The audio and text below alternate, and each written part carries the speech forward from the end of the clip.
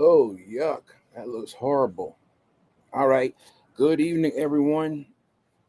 Turn around, get my signature here. All right. There we go. What's up, everybody? Welcome to Mental Health Monday. I'm trying to take advantage of these nice days that we have, a little bit more sunlight. And so, welcome, gather in, gather around. See a couple of people joining in. Let us know who you are. Be great to know. Be great to know. Where are you tuning in from? Just drop that in the chat there, wherever you might be on Facebook or on YouTube. Be glad when the interface at Instagram will be a lot easier for us to stream there as well. Uh, my name is Jasper Williams III. I'm a mental health advocate. After 18 and a half years of a church plant, the Lord called us into a new season, not putting and taking off our hat as pastors, but we're just non-traditional. How you say that? We're pastoring in a non-traditional way. How about that? But also being released into the marketplace, in the government, in the education, as well as in. I'll never leave church for as long as I'm alive, to take this message of mental health wherever God would send us. And pretty excited about some. I've got a number of things coming up in October that is pretty exciting. Hey, Miss Paulette Layton, God bless you from Louisiana. See a few others that are popping in. If you be like Miss Paulette, you drop your name, or I guess I can tell your name, but at least what city or state that you're from. I'm not going to tarry too long waiting for the audience to get in. I'm curious. Did you all see the event title? Is that why you popped in? Because the event title, tonight's stream, has a different kind of feel and flavor to it. Is that why you popped in? All right, this is going to look really ugly with that graphic down there at the bottom. Hey, for tonight, it is what it is. But tonight's title is Frustration, Let It Out or Not. Frustration, Let It Out or Not. Is that why you guys came in? See, the reason why I'm asking is because I can use some help in knowing what it is I'm doing right, what it is I can do better. And I've been kind of playing around with titles. I know that when they're catchy titles, I think the industry would call them hooks that interest people. Then they click on what they want to hear more about. So would appreciate if you let us know how it is, and if the title had any impact on you choosing to click that button when it came down to tuning in on tonight. All right, so let's go ahead and hop into it. Frustration is one of those things that I struggled with. Um, I struggled with for, gosh, a very long time. And I really would believe that it's just now recently that I've come into, when I say recent, past 2 or 3 years, that I've come into actually understanding what frustration is about and how it is that I can handle it in a way without feeling as though I am betraying myself and without hurting anyone that is around me, of which whom I am associated with. There's already a little twist there. Um, when you're frustrated or angry, let's just say you have a rough day at work and you come home, the ones that are going to pay for your rough day are the ones that end up closest to you at the end of the day. When you can finally take off the suit and the tie, when you can take off your power suit, your pantsuit, you know, whatever it is, ladies, jaw change or whatever, after you come in from a long day. If you can do that, guys, when you can get comfortable, put on your oversized basketball shorts, even though you don't play basketball, when you can do that, all the funk from the day comes into that change of clothes and sits down, and whomever is there, because of your anger, because of your frustration, they're not careful, if they don't know how to deal with things in a healthy way, then they can pay for it.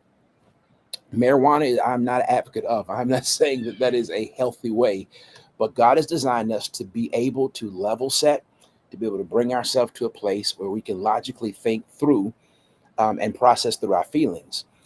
Now, for me as a man, I was always told, or I had it modeled in front of me in that generation of my father. I'm 52. Dad just turned 81.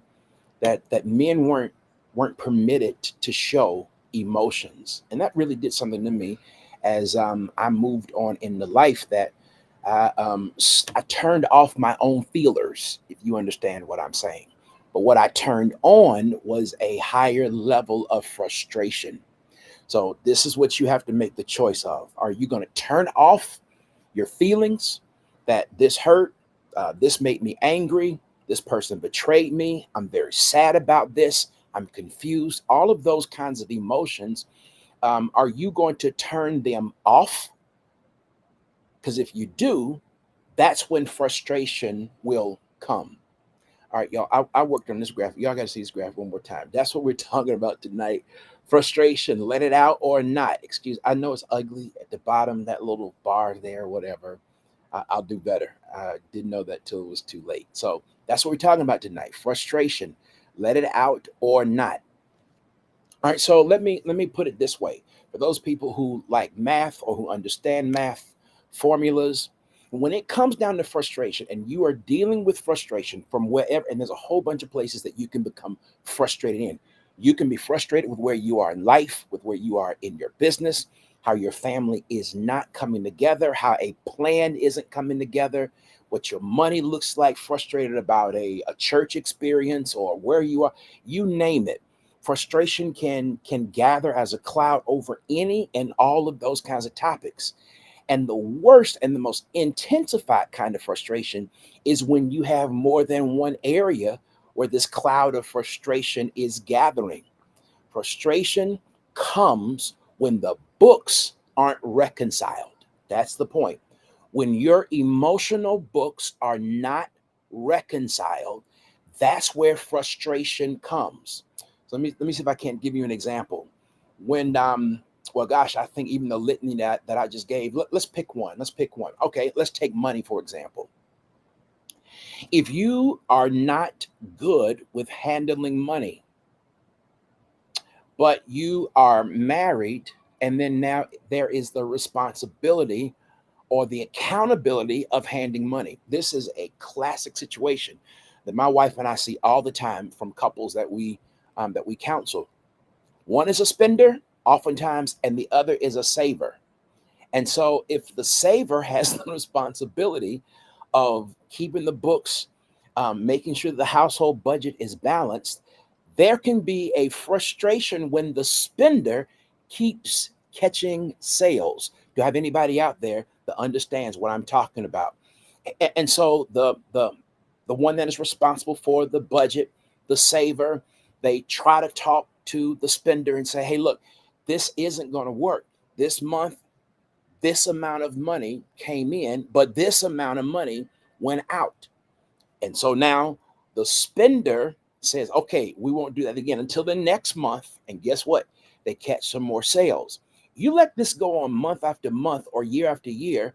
Come on, let's face it, for people who've been married for more than a decade, decade after decade, with slight to no or to minimum change in how this deficit works, that more cannot go out than what can come in, and a reason does not balance the checkbook. Do I have anyone out there that understands what I'm doing? Again, we're talking tonight about frustration. Do I let it out or do I keep it in? Now, I was talking about reconciliation, and let's put this parallel to even the illustration I just used. But when it comes down to frustration, here it is. The unbalanced book is, all right, what I'm feeling on the inside. And by the way, you can be frustrated with yourself too. What I'm feeling on the inside, no excuse, no reason, no logic, no proof, no truth, is resolving how it is that I'm feeling here. And there's a couple of reasons why it's not resolved. One could be simply because you don't want to change what you have been doing. And when that frustration stays, or when that lack of change does not happen, then the frustration stays. Now, what it does, and the night before we get off, I'm going to give you three things. I'm going to give you three things that you need to be able to move through settling your frustration. Because if we face it, truth be told, when we are frustrated, it takes up too much mental RAM. I just use the illustration that comes from a computer. Your RAM is how much the computer can handle. And when you put too much, when you open too many apps, when you're trying to do too much and your computer doesn't have enough RAM, it gets clogged up. And what happens? You have to turn it off, you have to reset it, then you have to reboot it.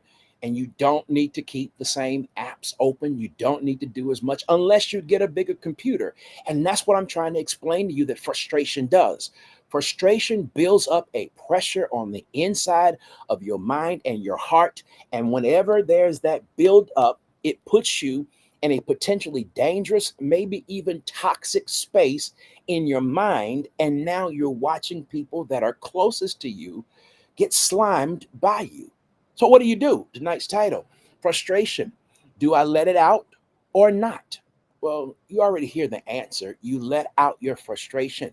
Pastor, I'm fine with letting out my frustration, but the damage that is being done is possibly what has even kept your attention up to here. I know that was me. I know that was my story. And it took up a significant portion of how I was able to remain mentally stable. Because whenever I was frustrated, this is what I would do. This is classic Jasper Williams III.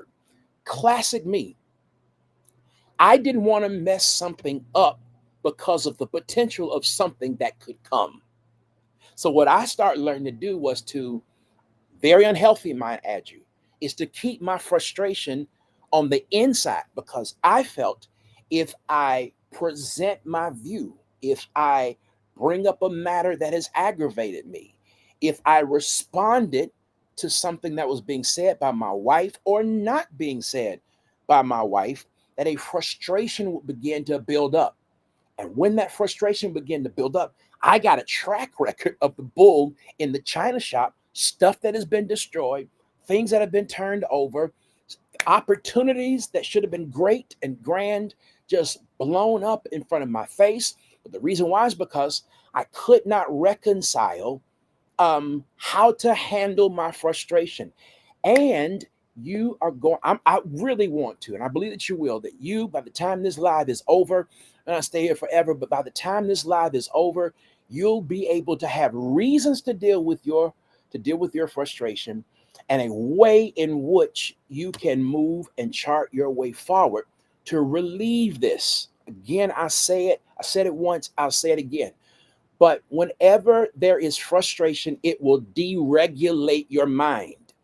Frustration will cause you not to function on the optimal and premium level that you're designed to function on.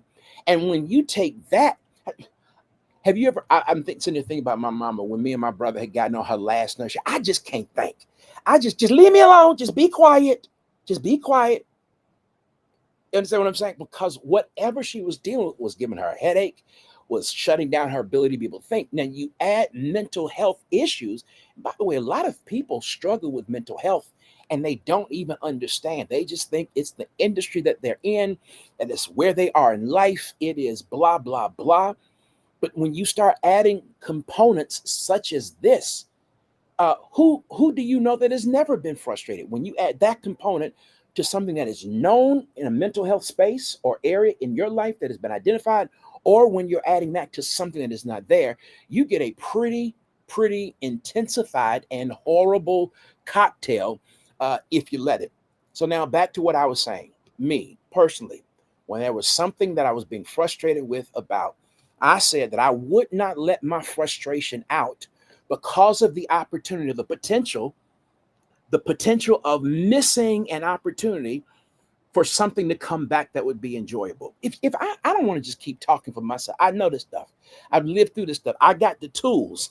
I got a marriage to prove it. I've got a smile on my face and a joy in my heart and a pep in my step. If y'all enjoying this, put something in the chat. Let me know.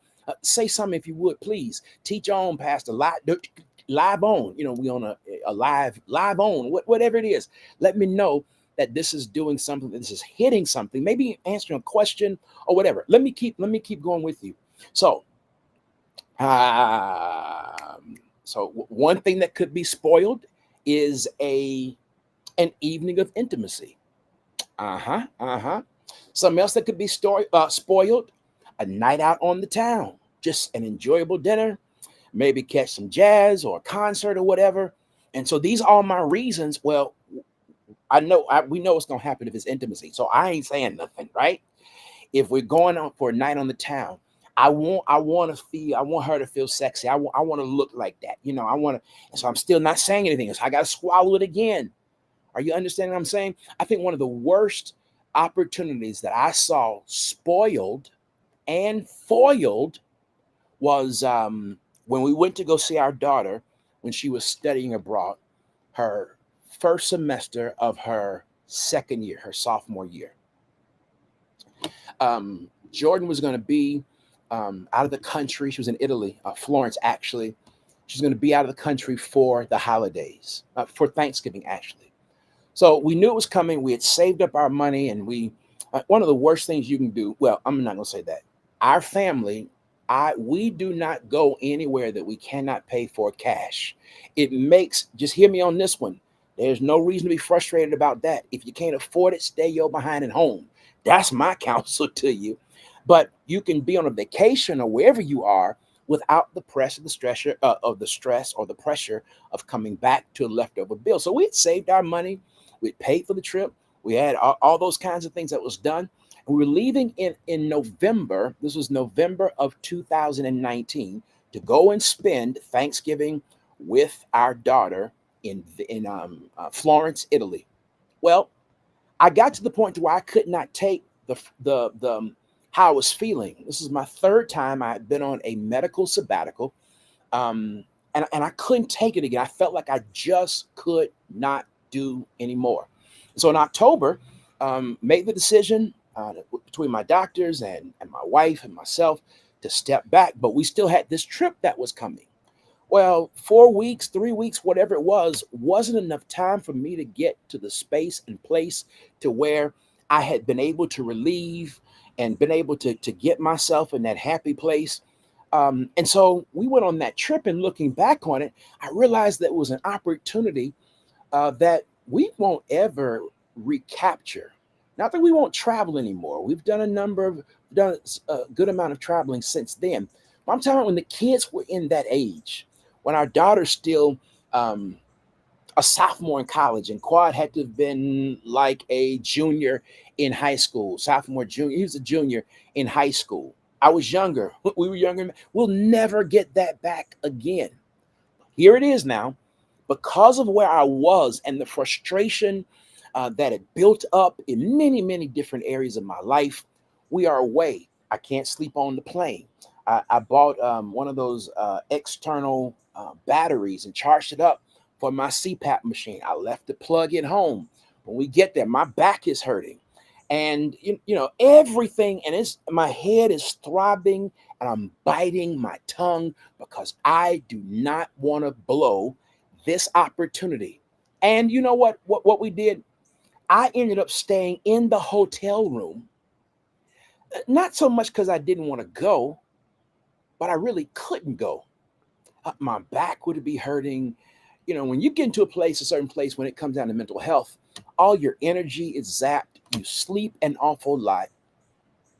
I remember because I had forgotten to plug to my CPAP machine, I ended up having to get another room for a couple of nights until I can go and find some place in the city with folk who speak Italian that could take me someplace to get the thing replaced. My point is, though, that I could not enjoy myself with my family, integrated with my family. And I have been here so many times until, even though I didn't want to, and even though my family, my wife and our kids wanted me a part of them, it was best that I stay over here and they go over there. Here it is. And I'm going to cut across the field here. But whenever your frustration ferments, then you have a problem. See, a lot of us think, like I did earlier, reasons why we would blow up something that could be enjoyable.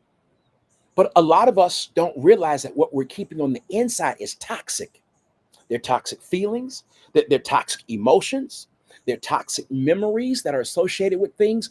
And when we do not process through those things, the frustration of all that stuff it continues to get together and to boil we're not talking about pickled peaches here.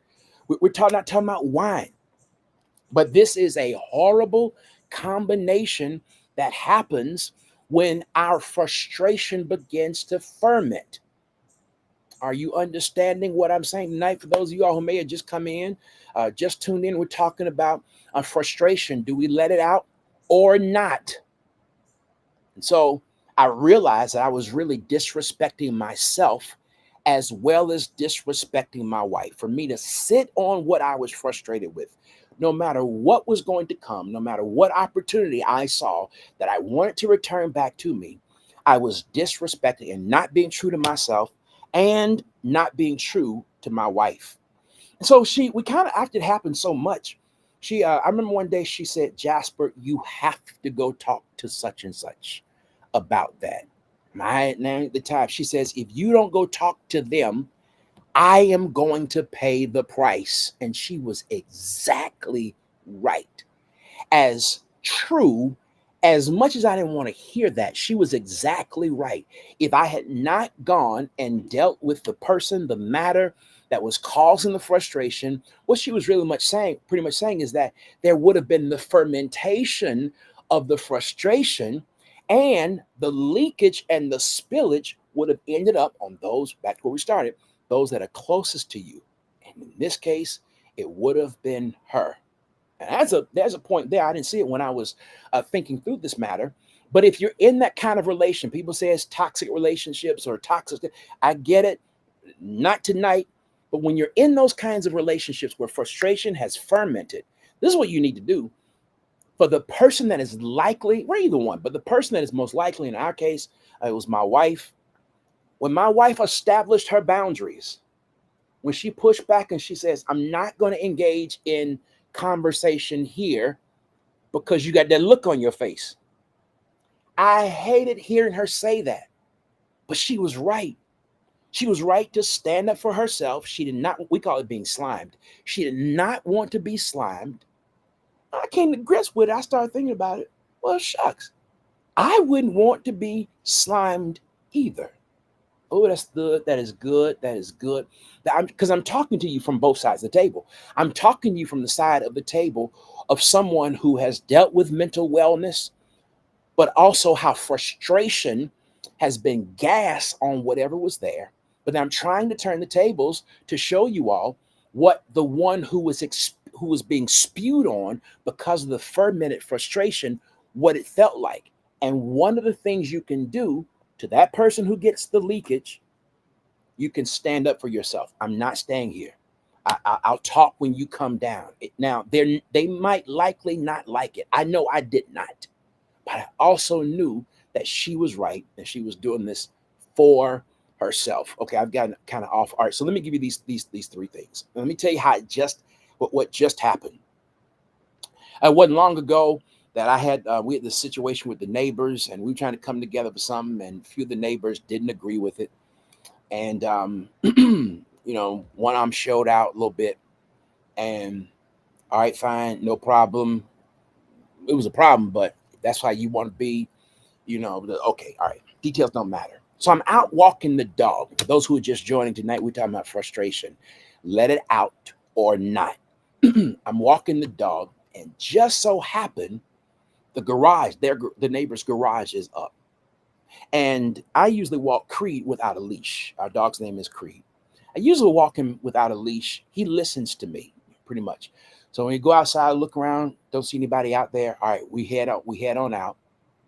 And I heard a little rumbling, a rustling of something over from the neighbor's garage that had a problem with me. I was kind of chairing this thing, had a problem with me. So I said, Creed, come here. And I got him and I grabbed him by the chain.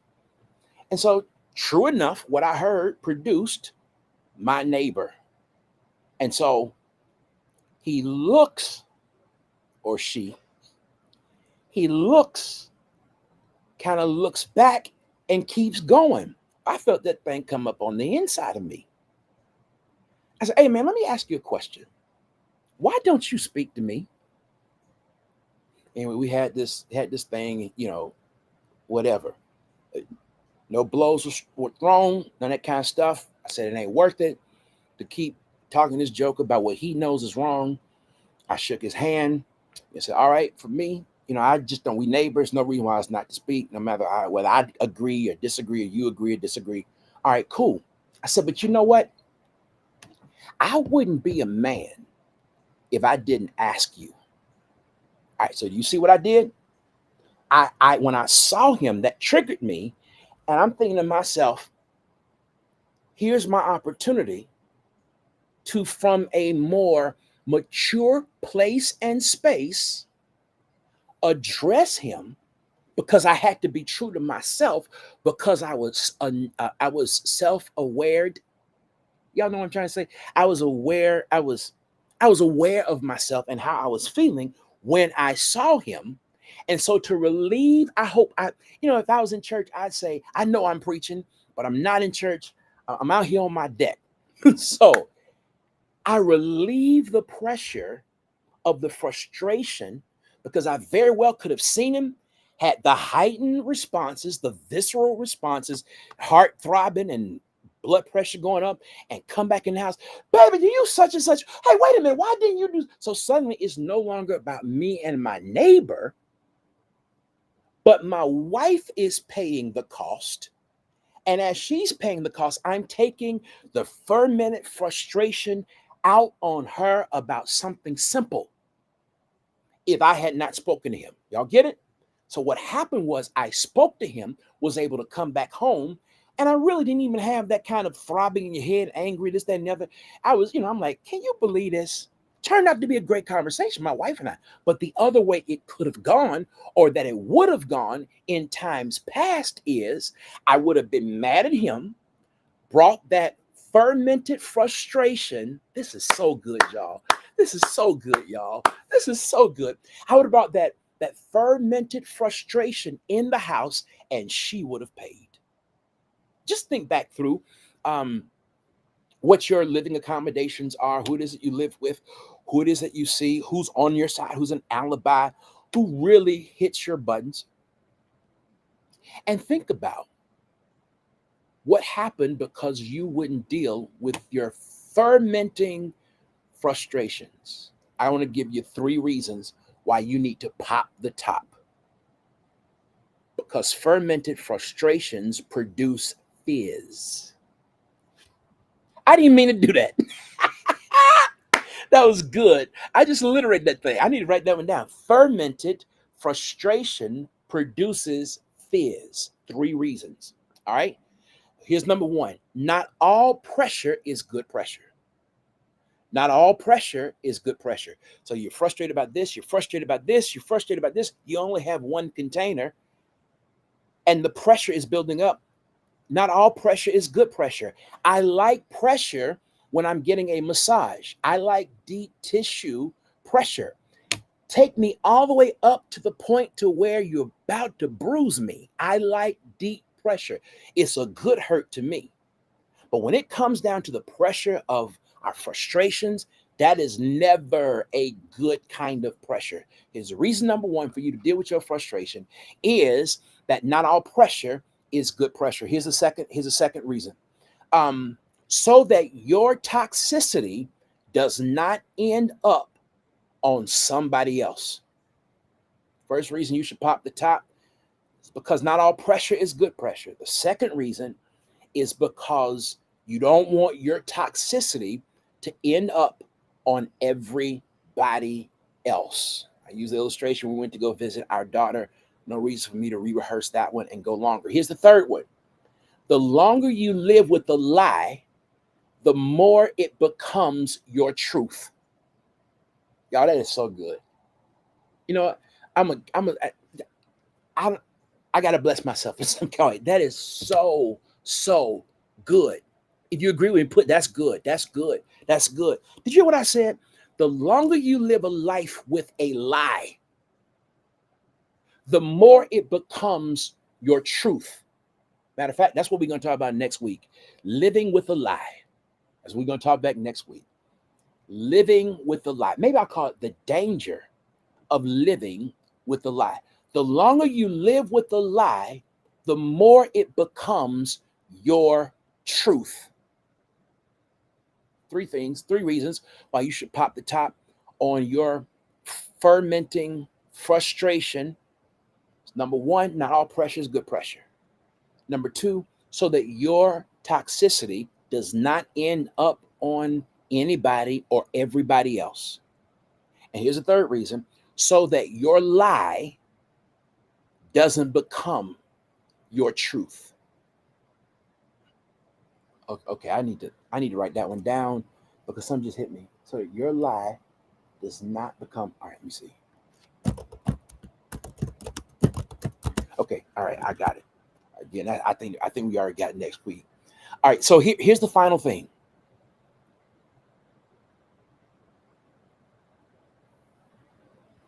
The only time, so I gave you three reasons why you should pop the top on your frustration.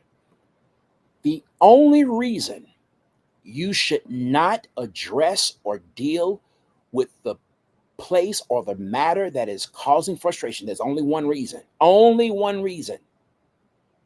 And that one reason is that the time is inappropriate to deal with. All right, so let me just tell you how it works in me. I can be feeling something, and as I'm processing it through and turning over my head and praying about it, I can be feeling like this ain't the case. And then if we sit in the middle of a movie and I understand, hey, look, this is what I'm frustrated about. Now is not the appropriate time to say, hey, baby, you been a time when I was thinking about, that is not an appropriate time. It's not. That is the only time it's okay not to immediately deal with your frustrations because it is not an appropriate time. I'm going to use some Bible language here. But if you miss the time that is appropriate, then you've sinned. You've hit a foul ball. The only time it is appropriate for you not to deal with your frustration is when it is an inappropriate time. Now, one of the things I've done, and this may or may not work for you, it's kind of our temperament, my wife and I, and it's kind of how we've lived and come to an understanding with each other. But one of the things that we'll do is I'll say to her, don't let me forget to tell you about my neighbor's name. We just can call him John. Well, I got a neighbor named John. But Greg. I need to tell you about Greg. So that is her key to her when the movie's over, when she wants to talk about it, she said, you told me you're going to tell me something about Greg. So there can be some accountability that is built in. But I want to emphasize there, right there. There's only one reason why it's okay for you not to deal with your frustration. And that one reason is because it is an inappropriate time. Y'all, I've enjoyed tonight. I hope that you have. If you have, that's my Cash App there. You want to be a blessing to us. I'm really having a great time moving into the space, following God. I call it guided drifting. I'm seeing a portion of why God has called me and how it is that I'm going to be able to bring and shed light. And, you know, we've had to recreate a brand and this, that, and the other. Anyway, I'm working really hard. Would love for you to be a part of what God is doing in this whole next season, who God has called me to be. Some of y'all may know I enrolled in my doctoral program, and this whole thing about mental health, there's a particular area of study that I'm interested in, that I feel like God has called me to, that my whole doctorate is going to go towards. And so I'm in this thing I'm 10 toes down in this thing. And if God moves on anybody's heart, I appreciate the encouragement. You can get a cup of coffee all the way up to a semester's tuition, or shucks, you can just pay for the whole 3-year degree. Anyway, I enjoyed talking tonight. And remember, on next week, we're talking about living a lie that becomes your truth. All right? Y'all take care. Have a great evening. But, I'm going to hang around for a minute. I want to see if there are any questions or comments. Okay. Hey, Farah, you're new here. All right. It doesn't look like it. No questions. Great comments. Thank y'all for the encouraging words. I appreciate it. Okay, good. God bless y'all and have a great night.